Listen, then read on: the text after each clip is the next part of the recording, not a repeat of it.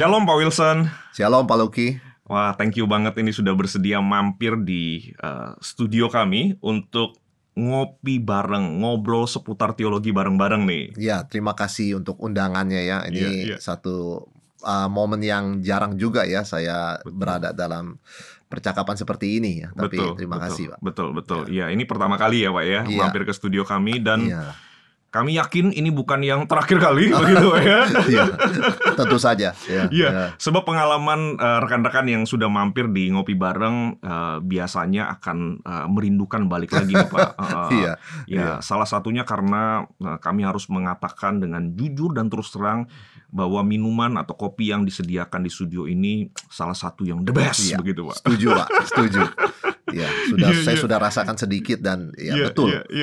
Dan tentu saja obrolan di program ini itulah yang juga kemudian saya rasa membuat rekan-rekan yang sudah pernah mampir ke sini juga pengen balik lagi karena menikmati obrolan kita. Dan saya yakin obrolan kita pun juga menjadi berkat bagi banyak orang yang menyaksikan program ini. Doakan demikian.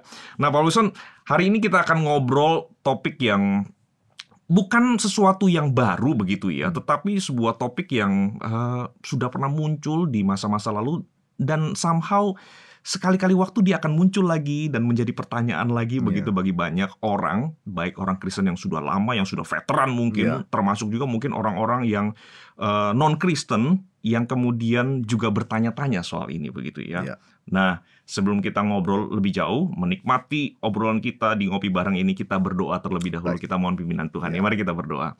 Terima kasih Tuhan untuk berkat-Mu yang selalu baru bagi kami. Kami bersyukur hari ini ada kesempatan untuk boleh belajar bersama-sama. Kami berdoa mohon berkat Tuhan lewat obrolan kami, baik kami yang ada di studio maupun juga rekan-rekan kami yang menyaksikan program ini. Kami berdoa biarlah Tuhan sendiri yang menyatakan kepada kami kebenaran yang sejati itu, supaya kami boleh mengerti apa yang seharusnya kami tahu, dan kebenaran itulah yang akan memerdekakan kami. Terima kasih Tuhan, di dalam nama Tuhan Yesus kami berdoa, kami bersyukur. Amin. Nah, Pak Wilson, di dalam kalender gereja atau sebut saja di dalam salah satu hari raya gereja, hari raya orang Kristen itu ada yang namanya Hari Pentakosta begitu ya. Nah, kemudian Hari Pentakosta ini dipahami sebagai hari turunnya Roh Kudus ya. Dan inilah topik yang akan kita obrolin dari ini begitu ya. Ngobrol tentang Roh Kudus begitu ya. Nah, sebelum lebih jauh Pak Wilson, dan saya kira juga tepat sekali karena obrolan kita ini akan disaksikan di momen-momen Pentakosta sebenarnya apa sih yang dirayakan lewat Hari Pentakosta, atau mungkin bisa juga siapa sih sebenarnya yang dirayakan lewat peristiwa Pentakosta ini Pak Wilson?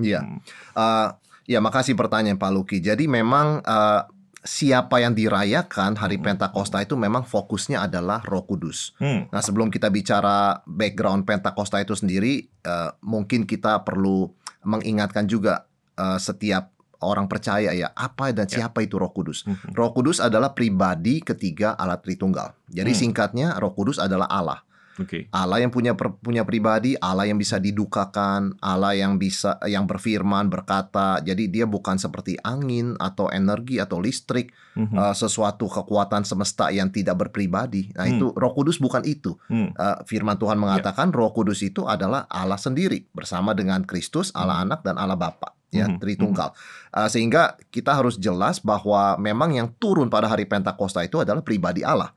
Roh Kudus yang berbicara, yang menjamah, yang menyentuh, yang bekerja, memenuhi, memberikan kuasa ya. Nah, itu mengenai siapa, yaitu Roh Kudus. Pak Wilson, kalau boleh sedikit sebelum nanti lanjut lagi begitu ya.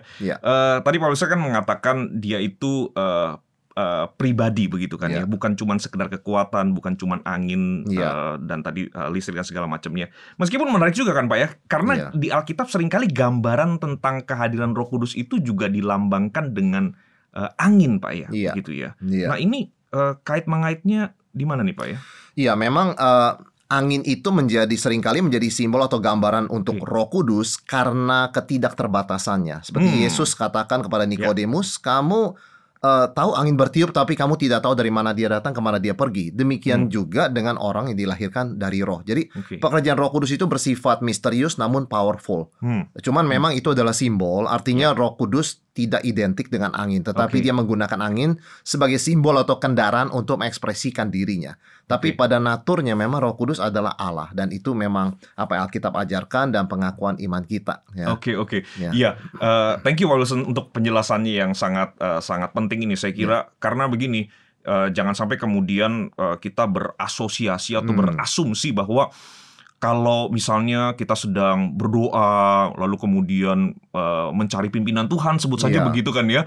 Lalu kemudian ada angin yang tiup. Wah, rasanya kita merasa, wah, ini Roh Kudus datang begitu kan. Tidak selalu seperti itu. Iya, tidak ya. Jadi Roh Kudus sebetulnya mayoritas bekerja secara rahasia, secara private begitu ya.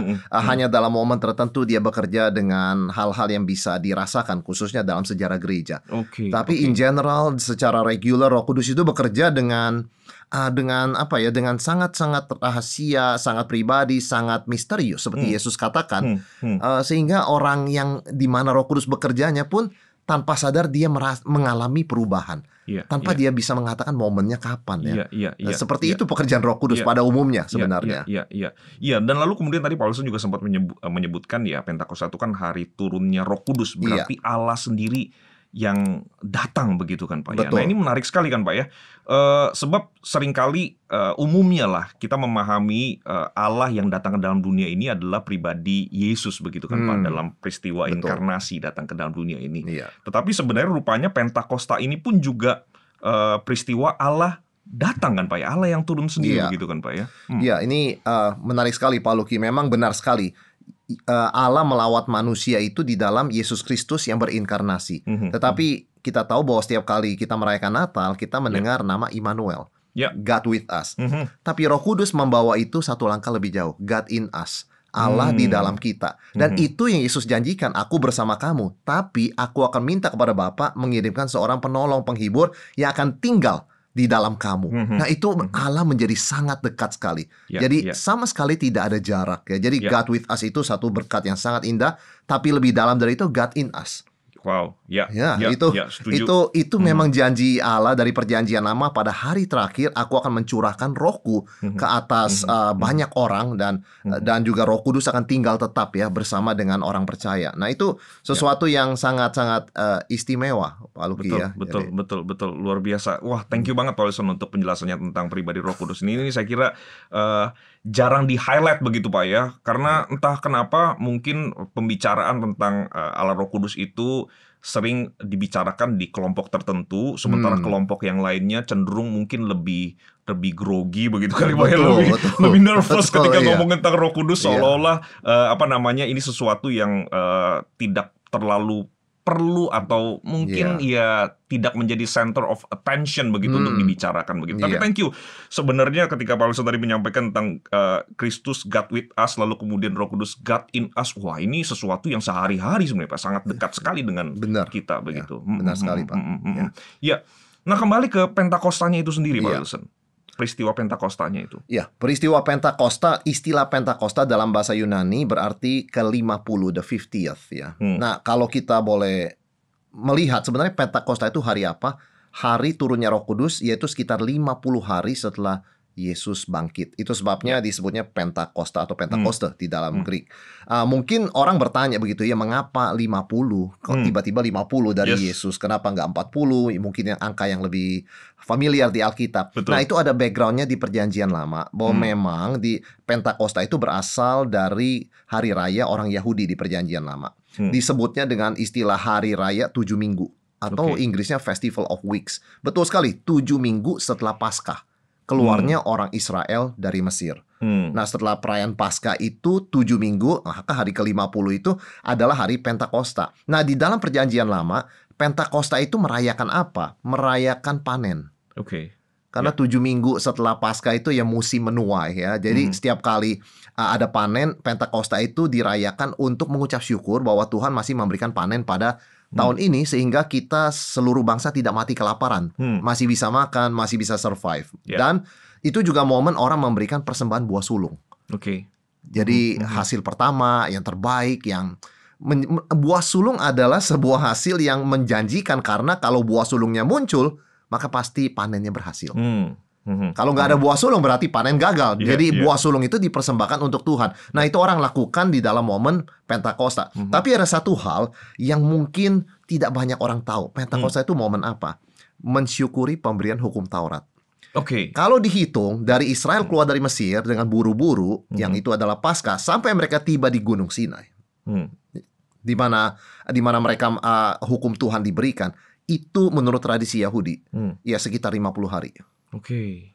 Itu bukan sesuatu yang definitif, sesuatu yang absolut, tetapi banyak orang percaya, banyak ahli percaya angkanya sekitar segitu, 49, 50, 51. Tapi itu sebabnya ini fakta yang memang jarang diketahui karena memang juga tidak dihitung secara persis di Alkitab ya. Tetapi pemberian hukum Taurat itu dalam sejarah ternyata memang momennya sekitar Pentakosta, 7 minggu. Dan ada dua hal yang saya pikir yang kita bisa lihat juga di dalam Perjanjian Baru ya, dari latar belakang itu. Yang pertama masalah harvest, panen tadi ya. Kita tahu bahwa ketika Roh Kudus turun pada hari Pentakosta itu 3.000 jiwa bertobat, panen jiwa. Jadi makna yang baru karena kebangkitan Kristus dan turunnya Roh Kudus.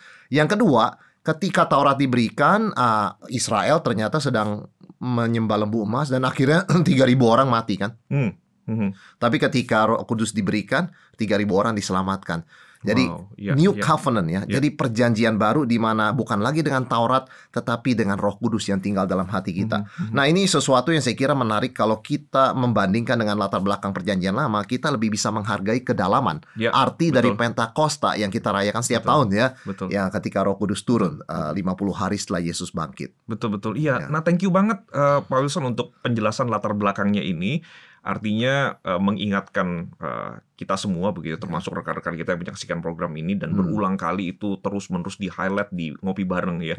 Pentingnya untuk membaca Alkitab secara utuh, secara lengkap begitu ya.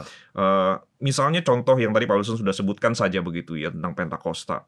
Ketika membaca latar belakangnya, memahaminya dengan detail, dengan teliti begitu ya, kita justru bisa memaknainya dengan lebih lengkap, lebih baik begitu. Benar. Nah, seringkali jujur ngomong pada waktu ngomong Pentakosta, kita lebih banyak fokus kepada teks perjanjian baru saja begitu kan Pak, ngomongin hari turunnya Roh Kudus dan seolah-olah apa yang menjadi latar belakang hari raya Pentakosta di perjanjian lama itu tidak terlalu punya kait-mengait.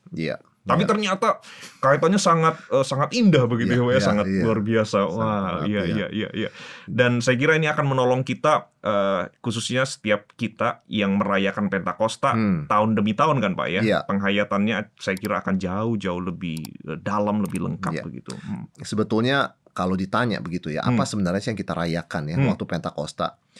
Menurut saya paling utama adalah kita merayakan penggenapan janji Tuhan, artinya kesetiaan Allah. Karena kita kan di banyak gereja itu seringkali ada doa 10 hari menantikan. Dan akhirnya memang tibalah hari Pentakosta. Jadi Pentakosta mengingatkan kita, Tuhan kita itu Tuhan yang setia, menggenapi janjinya.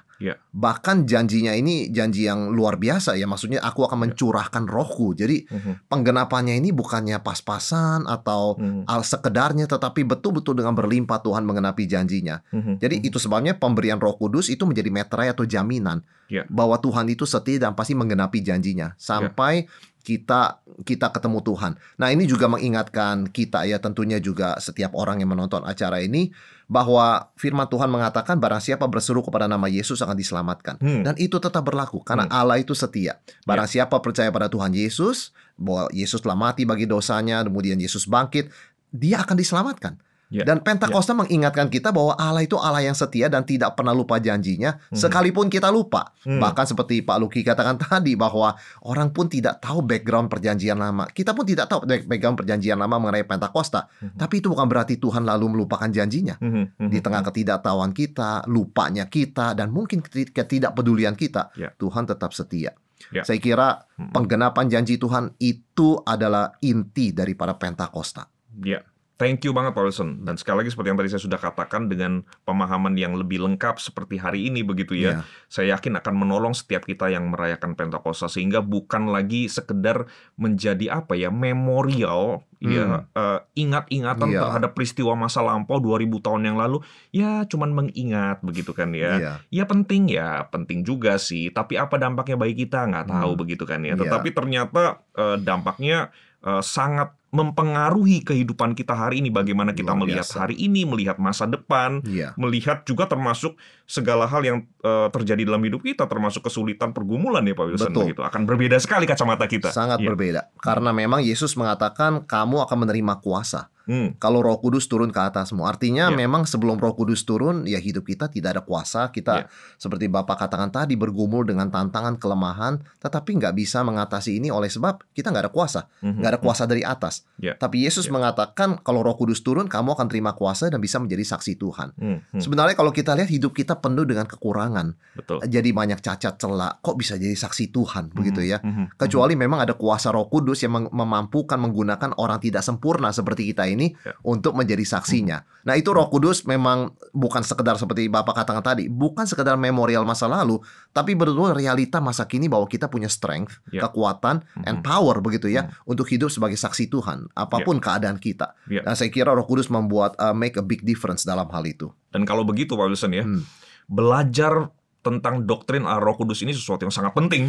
Ya, sangat penting sekali. Karena justru ini adalah doktrin yang mungkin dulu-dulu jarang dibahas, dan sekali dibahas banyak disalah mengerti. Jadi benar. ini membuat kita menyadari, wah, lebih penting lagi kita belajar secara spesifik dan presisi apa yang Alkitab ajarkan tentang Roh Kudus. Thank you banget Pak Wilson. Nah, tadi Pak Wilson sempat mengutip bagian Alkitab dari Kisah Rasul begitu ya, bahwa ketika Roh Kudus turun, kamu akan menerima kuasa, begitu kan Pak ya. Betul. Nah, ini menarik sekali untuk melihat bagaimana orang Kristen di sepanjang sejarah gereja begitu ya, memahami atau mencoba untuk mengerti apa yang menjadi maksud daripada teks firman Tuhan ini begitu ya. Sebab seringkali bagi sebagian orang mungkin karena turunnya Roh Kudus itu bicara tentang kamu, orang-orang percaya akan menerima kuasa begitu kan. Wah, ini kan sesuatu yang luar biasa Pak ya, bicara soal kuasa, otoritas, kira-kira seperti itu. Maka kemudian banyak juga orang yang beranggapan bahwa kehadiran Roh Kudus itu ditandai dengan hal-hal yang sifatnya itu spektakuler begitu Pak ya. Ya namanya juga punya kuasa begitu kan Pak ya. Wah, sesuatu yang mungkin melampaui nalar kita begitu ya. Sesuatu yang somehow mungkin masuk kategori kok kayaknya nggak masuk akal begitu ya. Dan itulah yang kemudian menjadi salah satu indikator kuat begitu bahwa Roh Kudus itu hadir, Roh Kudus itu bekerja. Sebab kayaknya kok begitu ya, kayaknya kalau semua biasa-biasa, senyap begitu ya, nggak ada sesuatu yang extraordinary, semuanya ordinary, biasa-biasa begitu. Seolah-olah kayaknya kok Roh Kudus itu tidak bekerja begitu ya. Nah, kadang-kadang guyonannya itu bahkan bisa begini kan ya. Ya itu kayaknya tempat itu atau komunitas itu kayaknya nggak ada Roh Kudus begitu kan ya. Sebab kayaknya suasananya adem-adem ayem begitu ya, nggak ada apa-apa begitu. Sementara di tempat lain, wah itu komunitasnya sangat lively sekali begitu ya. Sangat sangat hidup, sangat meriah begitu ya. Itu tuh. Itu cirinya Roh Kudus hadir dan bekerja di komunitas tersebut begitu ya. Nah, Pak Wilson, apakah memang demikian? Nah, saya tertarik sekali untuk kita mendiskusikan hal ini karena tadi di awal Pak Wilson sempat menyebutkan seringkali Roh Kudus itu justru bekerja dengan senyap, dengan rahasia begitu kan Pak ya. Nah, tetapi bagaimana kemudian memahami hal ini begitu? Iya, jadi ini memang kita mengerti mengapa orang sering mengasosiasikan pekerjaan Roh Kudus dengan hal-hal spektakuler. Tetapi saya harus katakan ini pandangan yang keliru. Mengapa? Karena dia mencampurkan antara peristiwa sejarah keselamatan dengan pekerjaan Roh Kudus. Sebagai contoh, Pentakosta, kematian Yesus, kebangkitan Yesus, itu peristiwa sejarah keselamatan. History of salvation history. Dan itu terjadi hanya satu kali, tidak dimaksudkan untuk diulangi. Itu sejarah. Nah, jadi tanda-tanda spektakuler itu kita sebut penanda sejarah.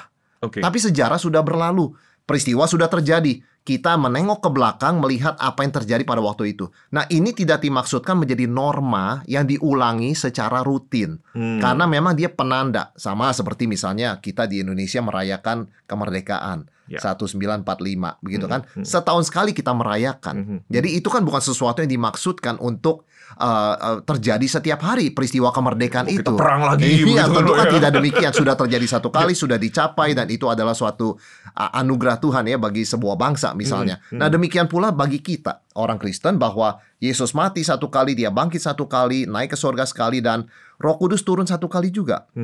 Itu adalah peristiwa history of salvation, dan itu adalah apa yang Allah kerjakan lepas dari apapun yang kita lakukan. Nah, ketika kita expect bahwa setiap hari seperti itu, jelas itu keliru dan tidak realistis. Kita toh tidak ulang tahun setiap hari. Betul. Tiap hari kita tidak melihat peristiwa kita lahir kembali. Begitu kan, tidak demikian ya. Jadi ini adalah penanda sejarah. Yang kedua juga, hal-hal besar spektakuler seperti turunnya Roh Kudus, bahasa roh, kesembuhan, dan sebagainya. Hal-hal spektakuler itu adalah penanda rasul sejati pada waktu itu. Bagaimana orang membedakan rasul sejati dan rasul palsu? Dua-duanya mengaku rasul. Alkitab belum selesai dibukukan. Salah satu penandanya adalah mujizat. Sebab itu, di mana Roh Kudus menyertai pelayanan seorang rasul, di situ ada tanda-tanda spektakuler dalam momen tertentu. Tidak selalu juga. Paulus di penjara, ada momen di mana Roh Kudus bekerja, di mana dia lepas dari penjara. Ada momen di mana dia terus di penjara dan tidak ada peristiwa luar biasa yang terjadi. Jadi memang itu penanda rasul sejati. Dan tentunya hal-hal yang luar biasa ini di zaman gereja mula-mula, saya katakan, itu penanda firman. Karena waktu itu memang Alkitab belum selesai dibukukan. Jadi seringkali Tuhan memberikan mujizat, tanda spektakuler bersama dengan pemberitaan firman untuk menautentikasi, untuk memberikan penanda. Ini loh firman yang sejati, betul-betul penuh dengan kuasa. Nah, itu semua fungsi itu sudah berakhir dengan Alkitab dibukukan. Rasul sudah mati, Pentakosta sudah selesai, dan kemudian Alkitab firman Allah sudah selesai dituliskan. Jadi kita mempunyai firman Tuhan yang tertulis, dan Roh Kudus bekerja secara utama menggunakan firman yang tertulis. Seperti Yesus katakan, kalau penghibur itu datang, dia akan mengajarkan kepada kamu segala sesuatu dan mengingatkan kamu akan segala sesuatu yang telah aku ajarkan kepadamu. Jadi fokus pelayanan Roh Kudus sebetulnya adalah firman. Karena dia meneruskan pekerjaan Yesus, dia mengajarkan. Karena tanpa penerangan dari Roh Kudus dalam pikiran seseorang, dia tidak akan mengerti firman Kristus. Dan seringkali kita sebagai manusia, seperti Bapak katakan tadi, lupa. Dan Roh Kuduslah yang mengingatkan kita. Nah, jadi mayoritas pekerjaan Roh Kudus untuk keselamatan kita sebetulnya bersifat senyap. Baik itu melahirkan kita kembali, seperti Yesus katakan, angin bertiup dari mana kemana kamu nggak tahu. Demikianlah dengan orang yang dilahirkan oleh roh, dari roh. Jadi pekerjaan Roh Kudus melahirkan kita kembali itu bersifat misterius, seperti angin yang kita nggak tahu dari mana datang, mana pergi. Sanctification, penyucian. Kita pun tidak berasa di momen apa begitu ya, tapi kita tiba-tiba bisa melihat, saya jauh lebih mencintai Tuhan daripada sebelumnya. Saya jauh lebih membenci dosa dari sebelumnya. Itu semua adalah pekerjaan Roh Kudus secara senyap, secara misterius, namun kita tahu instrumen yang dia pakai, yaitu firman Tuhan, salah satunya. Dan itu yang paling utama, pemberitaan firman Tuhan, mengingatkan kita, menegur kita, melalui mulut saudara seiman juga menegur kita. Jadi melalui gereja Tuhan. Nah, itu semua adalah untuk menyucikan kita menjadi serupa dengan gambaran Kristus. Sebetulnya itu adalah ingredient utama pekerjaan Roh Kudus. Ada momen dia menggunakan tanda spektakuler, itu adalah kedaulatannya. Dia roh, dia adalah Allah, begitu ya. Tetapi sebenarnya secara pattern tidaklah demikian. Hanya menjadi penanda-penanda sejarah momen tertentu di mana Roh Kudus melakukan tanda spektakuler. Sekali lagi kita tidak mengatakan tidak bisa. Tetapi sekali lagi Tuhan menyatakan firman kepada kita supaya kita bisa menemukan pattern, pola. Polanya itu apa? Ketika peristiwa itu selesai, maka yang rutin itu terjadi. Seperti Pak Luki katakan tadi, bagaimana kalau kita mengadakan ibadah rutin, menyanyi seperti biasa, mendengar firman seperti biasa, atau hidup kita sehari-hari seperti biasa, ordinary begitu kan? Apakah ada pekerjaan Roh Kudus? Jelas. Karena Roh Kudus bekerja secara rahasia, dia memang bekerja untuk meninggikan Kristus, bukan meninggikan dirinya. Dia tidak menarik perhatian kepada dirinya, tapi dia mengarahkan orang kepada Kristus. Sebab itu, apapun kondisi hidup orang, ada hal yang heboh atau tidak, selama dia dalam perjalanan lebih mirip dengan Yesus, itulah bukti pekerjaan Roh Kudus dalam hidup orang tersebut. Iya. Thank you Pak Wilson. Saya kira ini penting sekali untuk apa ya? Sekali lagi mengajak kita mempertimbangkan ulang apa yang kita definisikan atau kita kategorikan sebagai hal-hal yang spektakuler. Betul. Ya Pak ya. Sebab seringkali ketika kita membayangkan sesuatu itu spektakuler, fenomenal begitu ya. Wah, kita membayangkan sesuatu yang besar, sesuatu yang betul-betul terlihat dan kemudian masif sekali, berdampak luar biasa begitu ya. Tetapi sebenarnya contoh-contoh yang Pak Wilson tadi sebutkan, hal-hal yang sepertinya senyap, sepertinya rahasia, itu pun juga masuk kategori spektakuler begitu kan Pak ya? Sebenarnya. Ya pada waktu misalnya seseorang yang hidupnya berubah begitu ya, dari yang tadinya orientasi hidupnya mencintai diri sendiri atau kemudian mengejar hal-hal yang duniawi, lalu kemudian dia berubah mengejar hal-hal yang rohani, dari yang tadinya misalnya orang yang suka memikirkan yang jahat, apa yang bisa dia lakukan kepada orang lain begitu, lalu kemudian dia berubah, berusaha untuk memberkati sesamanya. Sebenarnya spektakuler kan Pak ya? Luar biasa Pak Luki, karena memang kita tahu mengubah manusia tidak bisa. Kita tidak bisa mengubah diri sendiri, dan justru yang paling spektakuler, kalau kita boleh pakai istilah itu, atau paling powerful, justru yang senyap, mengubah dari hal yang sangat private, yang sangat tidak kelihatan, tapi dari buahnya kelihatan mengapa dia berubah seperti itu. Karena tidak pernah ada orang bisa mengubah dia, dia menolak semua nasihat, dia mempunyai pride yang sangat tinggi, dia tidak mau terima masukan, tapi over time kok dia bisa berubah. Itu power yang lebih besar daripada sekedar apa yang kita sebut dengan tanda spektakuler atau bahkan mujizat yang kelihatan depan mata kita. Seperti Israel mengalami mujizat Tuhan yang membelah Laut Merah. Itu tidak mengubah mereka dengan secara sendirinya. Mereka tetap karakternya dikatakan tegar tengkuk, keras hati, sering tidak taat pada Tuhan. Tapi ketika Roh Kudus bekerja, meskipun absennya tanda spektakuler, tetapi perubahan itu nyata, real, dan betul-betul hanya kuasa Tuhan yang bisa mengubah orang seperti itu. Betul. Thank you Pak Wilson sudah menyampaikan hal yang tadi terkait dengan pengalaman orang Israel begitu ya. So seringkali kita itu mengharapkan tanda spektakuler itu muncul dengan harapan iman kita itu akan jauh diteguhkan begitu kan ya. Wah, rasanya kalau ada tanda saya makin mantep nih mengikut Tuhan begitu. Atau misalnya pada waktu rekan-rekan kita sesama orang-orang Kristen ingin menceritakan pengalaman mereka bersama-sama dengan Tuhan, pengalaman mereka percaya kepada Tuhan Yesus begitu kan ya. Rasanya kalau ada tanda spektakuler yang menyertai, wah ini kan akan lebih convincing nih Pak. Akan lebih meyakinkan orangnya itu lebih gampang begitu kan ya. Dan kita mungkin justru merasa tawar hati atau ragu ketika nggak ada tanda yang spektakuler menyertai begitu. Padahal sebenarnya Roh Kudus bekerja secara misterius, secara rahasia, dan somehow berubah orangnya begitu kan Pak. Dan Pak Luki menyebutkan sesuatu yang sangat penting sekali tadi, yaitu orang yang terlalu berkanjang dan bergantung kepada tanda-tanda spektakuler ternyata jatuh ke dalam false expectation. Nah itu yang saya katakan. Ketika orang hanya mengasosiasikan Roh Kudus dengan hal-hal spektakuler seperti mujizat, dia tanpa sadar jatuh dalam ekspektasi yang salah. Kalau tidak ada hal seperti itu, dia jadi down. Dia merasa Tuhan jauh, dia merasa tidak ada gunanya baca firman, gak ada gunanya berdoa, oleh sebab buktinya Tuhan tidak peduli pada dia, tidak ada hal yang luar biasa terjadi dalam hidupnya, dia tidak mendapat tanda apa-apa. Nah ini kan false expectation, dan itu bukan ajaran Alkitab. Itu adalah keinginan manusia, hawa nafsu mata manusia ingin melihat hal-hal yang entertaining sebetulnya. Itu sebabnya ketika orang Farisi meminta tanda dari Yesus, pada satu titik Yesus tidak berikan. Karena sebetulnya itu hanya untuk mengentertain mata dan memuaskan kedagingan mereka. Tidak ada hubungan dengan meningkatkan iman mereka. Mereka tetap tidak percaya. Dan kalau saya pikir apakah kalau Yesus sampai lakukan tanda itu mereka akan puas? Saya yakin tidak. Karena itu cuma strategi mereka untuk memancing Yesus melakukan tanda-tanda sampai dia bikin kesalahan dan mereka ada alasan menangkap dia. Sebenarnya mujizatnya Yesus lakukan itu tidak kurang kan. Sampai Yohanes katakan kalau mau dicatat semuanya, seluruh dunia tidak akan muat. Tapi kenapa masih minta tanda? Nah itu sebabnya kita harus waspada. Saya mengerti kalau kadang-kadang sebagai manusia kita ingin sesuatu yang spektakuler, kayaknya hidup ini flat begitu ya. Tetapi kita juga harus sadar akan bahaya false expectation. Kita tidak bisa menaruh ekspektasi yang salah itu kepada Tuhan. Karena Tuhan tidak bisa dipaksa diatur bekerja dengan cara yang kita anggap cara yang luar biasa begitu ya. Iya betul sekali Pak Wilson. Thank you banget ya. Ini saya yakin ini menolong kita semua juga begitu ya. kita harus jujur mengevaluasi diri kita dan motif kita. Apakah pada waktu kita itu minta pimpinan Tuhan, lalu kemudian minta tanda-tanda yang terlihat begitu ya. Apakah betul itu adalah kerinduan kita untuk mengerti kehendak Tuhan, atau sebenarnya false expectation, atau sebenarnya untuk memenuhi keinginan kita begitu Pak ya? Betul. Iya, iya. Dan memang kita manusia butuh afirmasi dari waktu ke waktu, tapi kalau ada teman memberikan kita pujian, ada teman memberi kita kata-kata yang menguatkan, kita sangat terhibur begitu ya. Tetapi ya kita juga harus sadar bahwa fungsi daripada pekerjaan Tuhan kan bukan sekedar itu sebetulnya untuk memuaskan kita. Tuhan berikan tanda dong supaya aku terhibur begitu kan.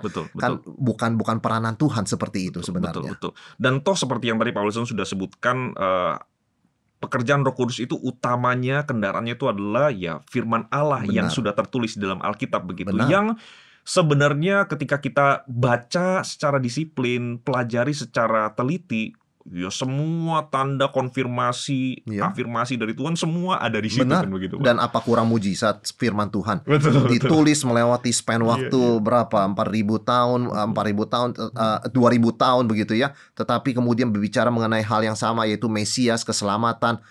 Ya, Alkitab itu sendiri sebuah mujizat karena tidak ada teknologi cetak pada waktu itu, mesin cetak, tidak ada internet, tidak ada komputer. Bagaimana bisa memelihara tulisan ini secara faithful, secara setia ya, ribuan tahun di tengah kehidupan yang sangat sederhana secara teknologi, hampir tidak ada teknologi maju kan begitu ya, sangat berbeda sekali. Pada dirinya sendiri Alkitab adalah mujizat yang sangat besar.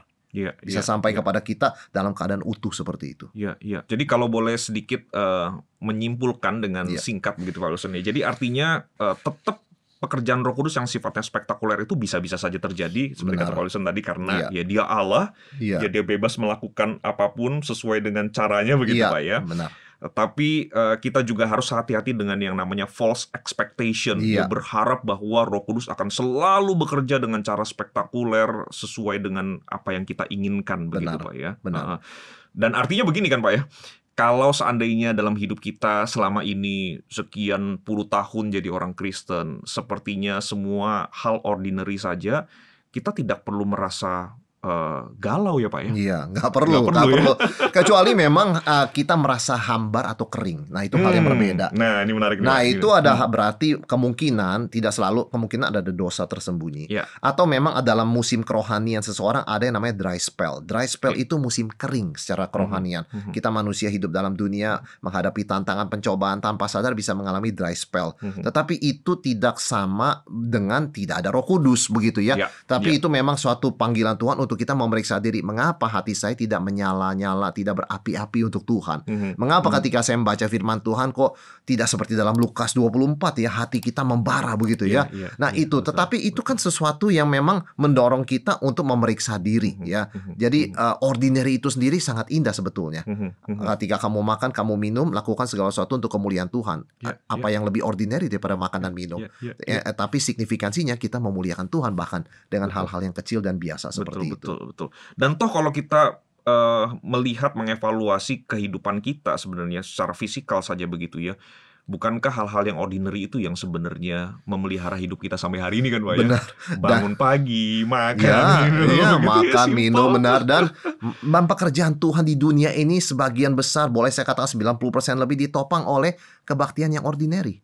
Kalau kita hanya mengatakan, saya hanya mau menghitung kebaktian yang ada hal-hal spektakuler terjadi, wah mungkin tidak sampai 1% Pak Luki. Dan bagaimana bisa melayani begitu banyak orang?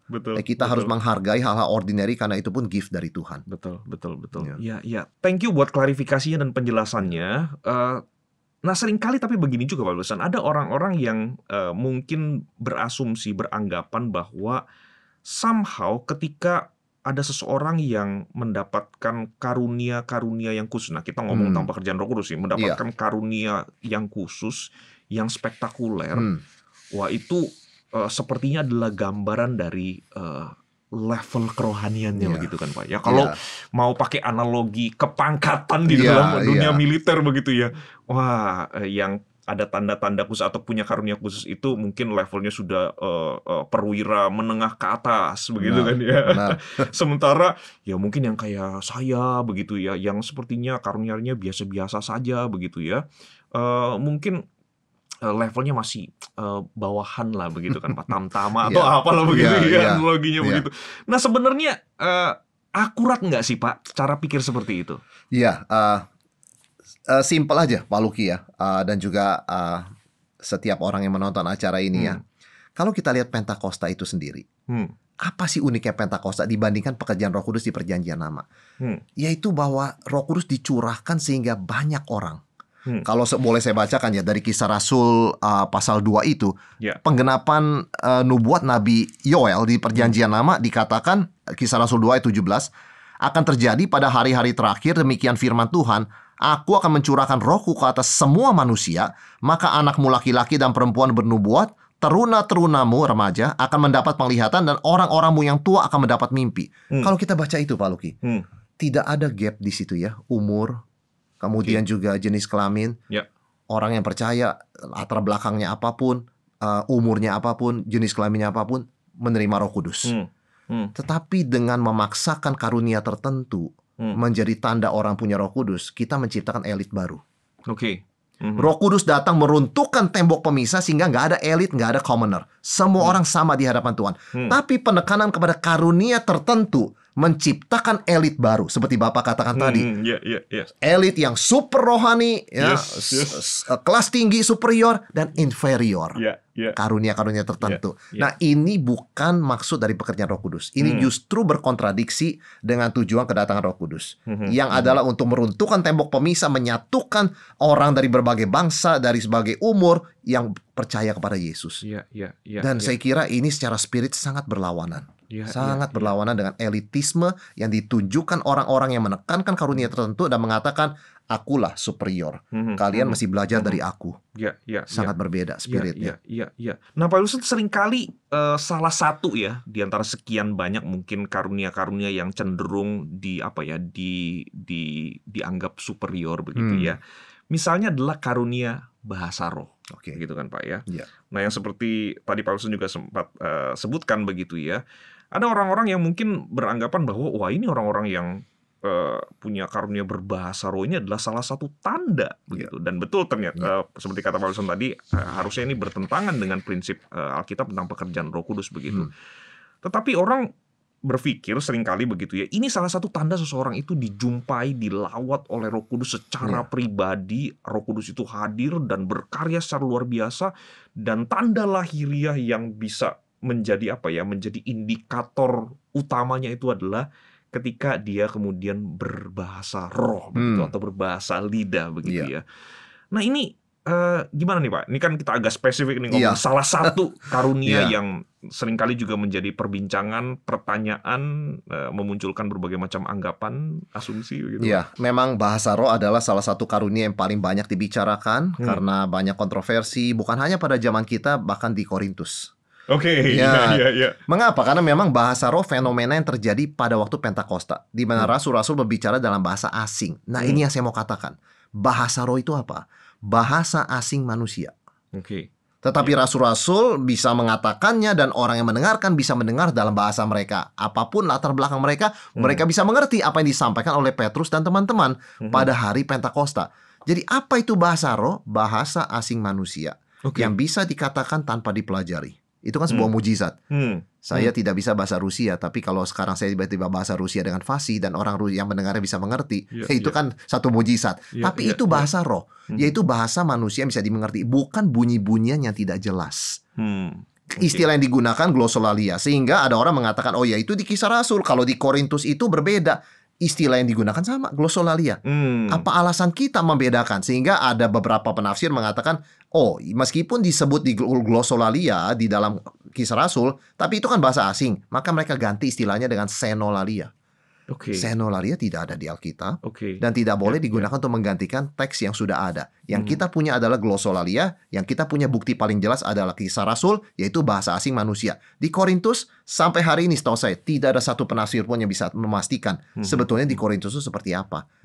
Dengan absennya bukti, kita harus stick kepada bagian Alkitab yang jelas, yaitu bahasa roh adalah bahasa asing manusia yang bisa dipelajari. Namun pada momen Pentakosta itu diberikan secara mujizat sehingga somehow Petrus bisa dan teman-teman bisa berbicara bahasa itu. Dan orang-orang yang mendengar bisa mendengar dalam bahasa mereka. Nah, itu loh bukti bahasa roh. Sehingga kalau tadi Pak Luki menyebutkan zaman sekarang orang menyebut istilah bahasa roh dan yang dipraktikkan di beberapa komunitas, beberapa gereja, sebetulnya itu apa? Itu bukan bahasa roh Alkitab. Apapun namanya itu bukan bahasa roh New Testament, bukan bahasa roh Perjanjian Baru. Bahasa roh Perjanjian Baru buktinya adalah Kisah Rasul 2. Kita tidak bisa memaksakan Alkitab ngomong apa yang dia tidak ngomong. Hanya untuk menyesuaikan dengan zaman kita. Itu kan kesalahan memaksakan Alkitab eisegesis, artinya memasukkan konsep kita ke dalam Alkitab, bukan kita menerima apa yang Alkitab ajarkan dari dirinya. Jadi ini adalah sesuatu yang saya kira kita harus clearkan bahwa glosolalia itu bukan seperti yang kita lihat zaman sekarang yang disebut dengan bahasa roh. Saya tidak tahu yang sekarang ini yang orang sebut bahasa roh sebetulnya apa. Bisa fenomena psikologis, bahkan dalam kasus-kasus ekstrim bisa berupa manipulasi. Dan itu yang kita mesti pahami dan waspadai ya. Di Korintus itu kan bisa diterjemahkan bahasa rohnya. Maka Paulus katakan kalau bicara tuh 3 orang paling banyak satu-satu dan diterjemahkan. Kalau tidak ada grammarnya, saya bingung bagaimana menerjemahkannya. Sesuatu yang mau diterjemahkan harus ada hukumnya. Jadi kemungkinan besar pun di Korintus adalah bahasa sama seperti di Kisah Rasul. Cuman kalau kita lihat sejarah bahasa roh, kenapa Paulus tidak mau itu dilakukan? Dengan di dalam gereja Korintus bahkan meskipun mereka sangat meninggikan, itu adalah tanda penghakiman. Maka tadi bicara background Perjanjian Lama, Pak Luki. Bahasa roh atau itu adalah bahasa asing, itu adalah sesuatu yang muncul ketika bangsa Babel masuk ke jalanan Yerusalem. Jadi ketika kita tinggal di Yerusalem sebagai orang Israel lalu mendengar di luar sana ada tentara masuk berbahasa Babel, maka penghakiman Tuhan sudah datang. Israel dihukum, Yerusalem dihukum karena mereka melupakan Tuhan dan menyembah berhala. Itu tanda penghukuman, tanda penghakiman. Itu sebabnya dengan bahasa asing, bahasa Babel, Tuhan memberikan tanda itu. Kamu nggak ngerti bahasanya tentara itu ngomong apa kan? Ya, itulah tanda penghakiman. Itu bangsa Babel. Bahasa roh aslinya dari situ. Di dalam Yesaya 28 dikatakan latar belakang daripada yang Paulus kutip itu adalah Yesaya 28, yaitu tanda penghakiman. Sebab itu Paulus mengatakan kalau orang luar masuk, orang bukan Kristen masuk ke gereja, mereka dengar kamu ngomong bahasa yang mereka nggak ngerti, itu mereka sedang dihakimi oleh Tuhan karena ketidakpercayaan mereka. Tapi kalau kamu ngomong bahasa yang dimengerti, kamu penginjilan, mereka mengerti, mereka sadar mereka orang berdosa, mereka tahu Allah mengasihi mereka, Yesus sudah datang mati bangkit, mereka ada kemungkinan justru diselamatkan. Jadi kalau gereja mau menjadi mulia dan misioner, tentu kita nggak akan bicara bahasa yang tidak dimengerti dalam gereja kan. Kita bicara bahasa yang dimengerti. Dan gereja yang menginjili, gereja yang menjadi saksi Tuhan. Jadi bayangkan kita masuk ke satu gereja tetapi kita nggak ngerti orang ngomong apa. Kita merasa buat apa kita ada di sini, dan semuanya itu adalah sesuatu yang bersifat tidak serius ya. Akhirnya orang tersebut meninggalkan gereja dan tidak dapat kesempatan untuk mendengarkan Injil pada waktu itu. Dan gereja gagal dalam hal itu. Itu sebabnya kita harus melihat ini secara utuh. Itu sebabnya Paulus mengatakan dan terus terang, aku lebih suka. Dia ngomong dia lebih suka kamu berbicara 5 kata yang dimengerti daripada ribuan kata bahasa asing, bahasa aneh yang tidak dimengerti. Apa-apa kurang jelas Paulus mengatakan preferensi dia sebagai rasul. Dan dia mengatakan kejarlah karunia-karunia utama, yaitu bernubuat. Yang kita mengerti dalam hal ini adalah memberitakan firman Tuhan. Karena begini Pak Luki, pada zaman itu baik bahasa roh yang diterjemahkan maupun nubuat itu berhubungan dengan kanonisasi Alkitab. Tidak boleh bersalah. Sedangkan yang disebut nubuat zaman sekarang pasti banyak salahnya. Tidak satu level dengan Alkitab. Dalam waktu proses formasi firman Tuhan, Tuhan bisa menggunakan berbagai tanda, termasuk nubuat, termasuk bahasa roh pada waktu itu, untuk menyatakan firman-Nya yang tidak mungkin bersalah. Setelah Alkitab selesai, hanya ada satu standar yang tidak mungkin bersalah, Alkitab. Di luar itu, apapun namanya itu, orang menyebut nubuat atau apa, dia harus dites oleh Alkitab. Dan tidak mungkin dia menempatkan diri setara dengan Alkitab. Jadi yang disebut dengan nubuat dalam pengertian Alkitab harus 100% benar, tidak boleh 99,9%. 99,9% itu bukan nubuat yang dimaksudkan Alkitab. Dan itu dianggap false prophecy atau nubuatan yang salah. Jadi kalau kita melihat apa yang Alkitab ajarkan dan perkembangan sejarah, kita mengerti bahwa itu sebab Paulus mengatakan, aku lebih suka kamu berbicara dalam bahasa yang dimengerti kalau pertemuan jemaat. Dan di atas semuanya Paulus mengatakan ya kejarlah kasih ya. Dan dia selalu menempatkan bahasa roh, misalnya kalau kita ditanyakan sebagai karunia yang ditempatkan cukup paling bawah di beberapa daftar yang dia tulis. Sengaja. Karena jemaat Korintus menaruhnya paling atas. Dan itu sesuatu yang keliru. Tidak ada hierarki di dalam karunia. Karunia itu dari Tuhan, digunakan untuk pembangunan tubuh Kristus. Nggak ada elit. Oh, ini karunia lebih hebat dari yang lain. Nggak bisa.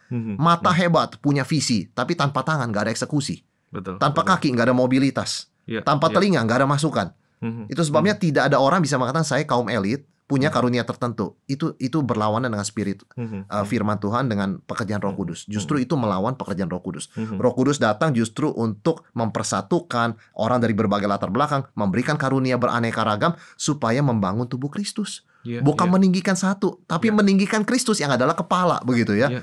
Nah, orang kalau melihat gambaran yang utuh ini sebetulnya mereka mengerti kenapa kita jangan menjadi kanak-kanak seperti jemaat Korintus. Dan kita lihat fenomena ini cuma ada di Korintus ya, tidak ada di gereja-gereja lainnya. Sekali lagi kita bicara pattern, kita bicara pola. Dan itu memang sesuatu yang ada unik pada zaman itu. Dan setelah Alkitab selesai dibukukan memang berbeda, berbeda sekali. Iya, thank you Wilson. Nah ini terima kasih sudah mengingatkan lagi ngomong soal pattern tadi begitu ya. Saya kira ini sesuatu yang sangat penting sekali dan kembali lagi saya ingin mengulang lagi supaya rekan-rekan kita menyaksikan program ini mengerti begitu ya, bahwa pattern ini hanya bisa kita kenali kalau kita disiplin membaca Alkitab secara keseluruhan begitu ya Pak ya, nggak bisa sepotong-sepotong. Dan tadi thank you juga sudah menolong kita semua untuk melihat bagaimana bagian Alkitab yang lebih jelas menerjemahkan atau menjelaskan bagian Alkitab yang tampaknya kurang jelas begitu ya. Betul. Dan itu yang seharusnya kita lakukan pada waktu kita membaca Alkitab, pada waktu kita berusaha memahami hal-hal yang sulit di dalam Alkitab. Bukannya malah memasukkan pemahaman kita atau konsep kita ke dalam apa yang Alkitab sebenarnya tidak pernah maksudkan begitu ya Pak Wilson ya. Dan thank you juga tadi juga sudah mengingatkan lewat penjelasannya bahwa bahkan Paulus yang levelnya rasul saja dia tidak mengejar-ngejar satu karunia tertentu yang khususnya dalam konteks pembicaraan kita bahasa roh, dan juga malah dia menempatkannya di dalam daftar yang agak bawah begitu kan ya.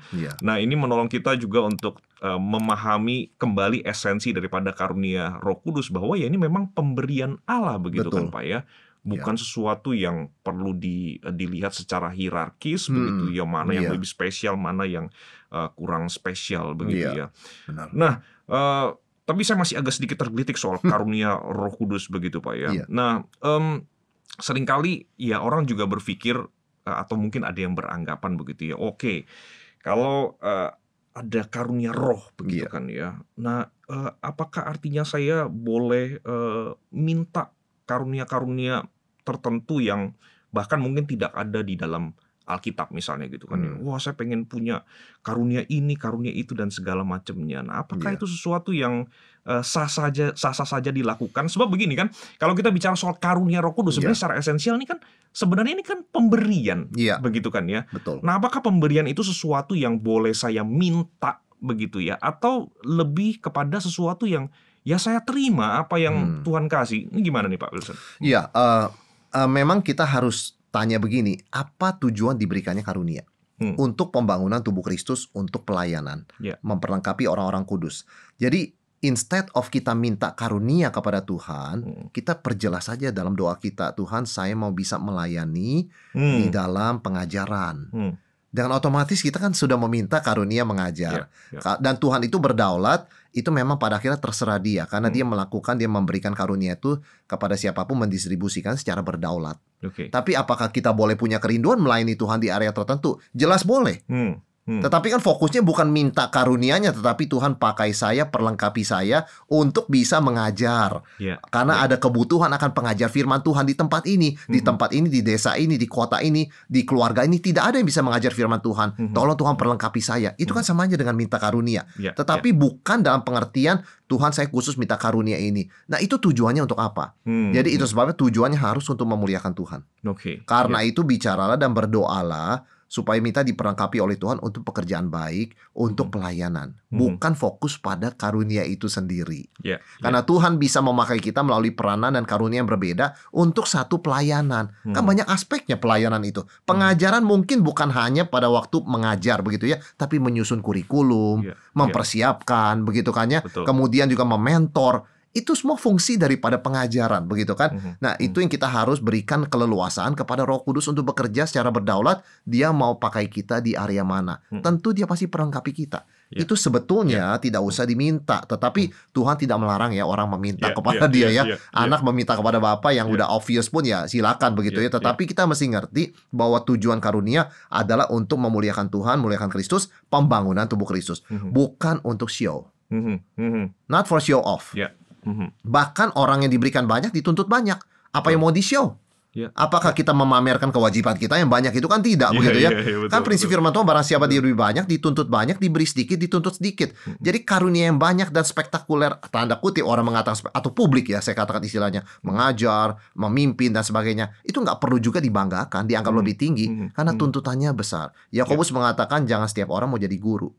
Karena barang siapa yang mengajar dituntut pertanggungjawaban lebih besar daripada yang diajar. Karena impact-nya sangat besar dan kamu tahu lebih daripada orang biasa. Dan Yakobus mengingatkan kita, jadi ya silakan mau minta karunia, tetapi tujuan harus jelas. Dan jangan lupa prinsip, barang siapa diberi banyak dituntut banyak.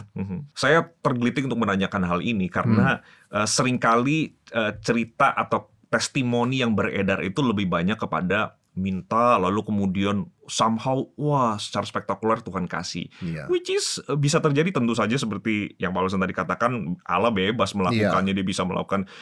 Jarang sekali atau nyaris mungkin tidak pernah saya mendengar ada orang yang bahkan menceritakan dia punya kerinduan ini tapi mungkin Tuhan tidak kasih. Dan Tuhan kasih yang lain begitu. Dan kemudian dia bisa menceritakannya, menyaksikannya bagaimana Tuhan justru memakai dia secara lebih efektif di luar dari apa yang dia pernah bayangkan begitu.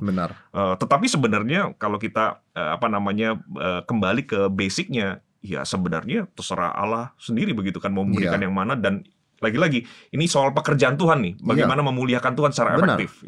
Ketika Tuhan mempercayakan satu pelayanan pada kita dan kita sadar kita nggak diperlengkapi, kurang diperlengkapi, kita minta kepada Tuhan. Jelas Tuhan akan memperlengkapi. Dia akan berikan resources, dia berikan jalan, kita bisa dilatih. Tapi kan sudah ada tujuannya. Saya mau melayani ini, tapi saya betul-betul Tuhan merasa tidak diperlengkapi. Tapi kan hatinya tujuannya melayani, bukan memamerkan jumlah karunia. Nah itu spiritnya kan sangat berbeda. Jadi saya kira memang tadi yang Bapak katakan benar sekali, yaitu fokusnya itu adalah untuk bagaimana kita berguna untuk kerajaan Tuhan lebih ya. Bukan kita membanding-bandingkan jumlah karunia. Iya betul. Apalagi kemudian mengidentikan level kerohanian kita dan apalagi ini begitu ya, mengidentikan dengan kalau gitu saya orang yang sangat dikasih oleh Tuhan. Tuhan lebih berkenan kepada saya dibanding pada orang lain begitu kan. Karunia tidak boleh dilihat sebagai CV ya, sebagai saya punya karunia ini, karunia ini. Paulus mengatakan begini. Paulus kalau kita sebut ya, itu banyak karunia loh. Dia banyak karunia ya. Tetapi dia mengatakan aku melatih diriku demikian rupa sehingga aku berharap sesudah aku memberitakan Injil, jangan aku sendiri pun ditolak. Jadi Indian kan karunia doesn't matter kalau Indian ditolak. Dalam pengertian disqualified begitu loh. Seorang bisa punya karunia yang banyak, tetapi misalnya sebagai pemimpin gereja dia mencuri uang, dia terlibat skandal perzinahan, dia disqualified meskipun dia punya 100 karunia. Jadi kalau kita bisa melayani Tuhan, qualified to serve ya, kita bersyukur dengan apa yang Tuhan sudah percayakan. Bisa qualified pun kita tidak layak sebetulnya, karena sebenarnya kita semua disqualified. Tetapi kita dipercayakan talenta, karunia, mari kita ucapan syukur dan kerjakan, minta kekuatan dari Tuhan bisa mengembangkan. Karena mengembangkan talenta lebih sulit daripada menerimanya. Ada seorang tuan, Yesus katakan akan berpergian jauh, mempercayakan kepada 3 hambanya, 5 talenta, 2 talenta, dan 1 talenta. Dan itu kan tugas yang berat, karena suatu saat tuannya akan kembali dan nggak dikatakan kapan kembalinya. Dan mereka punya waktu berapa lama. Tapi yang pasti yang 5 mengerjakan dengan setia, yang 2 mengerjakan dengan setia, dan kembalinya persis 5 ke 5, 2 ke 2. Yang 1 mengatakan cuma 1 saya diberikan, saya dibandingkan yang lain. Apalah ini artinya? Begitu malasnya dia, begitu self-centerednya dia, sampai nabung pun nggak sempat. Tuannya berkata, kalau kamu malas, tabung aja begitu kan ya. Begitu saya balik ada bunganya. Itu pun nggak kepikir, dia kubur di bawah. Nah itu sebabnya saya katakan kita jangan berfokus pada jumlah talenta, jumlah karunia, karena itu pasti menuntun kepada spirit yang tidak sehat. Membandingkan, komplain, atau sombong sebaliknya ketika karunia banyak, tapi tidak berbicara mengenai bagaimana kita di hadapan Tuhan tuh qualified. Dan meskipun orang banyak karunia, tapi nggak ada artinya kalau dia disqualified. Dan itu yang Paulus katakan, saya berdoa supaya jangan sampai seperti itu. Thank you banget Pak Wilson. Ini kita ngobrol-ngobrol begini ya, saya langsung kepikir topik-topik yang lain lagi begitu ya. Jadi menantikan kembalinya Pak Wilson. Terima kasih Pak Luki. Ke program ini untuk kita bisa ngobrol sama-sama begitu ya. Thank you banget. Ada banyak sekali saya kira pertanyaan-pertanyaan yang masih bisa kita address terkait dengan doktrin Roh Kudus yang jarang dibicarakan begitu ya. Tapi hari ini kita sudah belajar sekelumit. Iya, yang saya kira sangat penting sekali, sangat mendasar sekali. Dan nanti di waktu-waktu yang akan datang, semoga ada kesempatan untuk kita bisa mendiskusikan yang lain-lain juga, supaya pemahaman kita tentang pribadi Allah ketiga, yaitu Allah Roh Kudus ini semakin lebih lengkap, lebih mendekati apa yang kemudian dimaksudkan oleh Alkitab, dijelaskan dalam firman Tuhan. Dan seperti yang tadi Pak Wilson ngomong sejak awal begitu ya, menolong kita untuk menjalani kehidupan ini karena ada janji Allah yang real, yang nyata, yang dinyatakan lewat peristiwa Pentakosta yang kita juga rayakan begitu ya. Sekali lagi thank you Pak Wilson untuk waktunya. Thank you Pak Luki. Sudah berbagi berkat. Dan please jangan bosan-bosan untuk mampir ke program Kopi Bareng. Thank you untuk kesempatannya. Tuhan berkati. Ya, Tuhan berkati juga. Kita berdoa ya Pak ya, menutup program kita pada hari ini. Tuhan terima kasih untuk segala berkat Tuhan yang sudah Tuhan limpahkan pada waktu kami belajar bersama-sama, pada waktu kami berdiskusi. Tuhan, kami berdoa bagi rekan-rekan kami yang menyaksikan program ini, biarlah Tuhan Engkau sendiri Allah yang menerjemahkan segala kebenaran Tuhan kepada setiap rekan-rekan kami sesuai dengan apa yang menjadi kebutuhan rekan-rekan kami ini ya Tuhan. Dan biarlah kebenaran yang sudah kami boleh pelajari sekali lagi meneguhkan iman kami, boleh menjadi jawaban atas berbagai macam pertanyaan yang penting dalam hidup kami, karena sesungguhnya ya Tuhan, Engkaulah Allah yang mengasihi kami. Terima kasih ya Tuhan untuk waktu ini, kami bersyukur di dalam nama Tuhan Yesus. Amin. Amin. Thank you Pak Wilson. Sama-sama Pak Luki, terima kasih.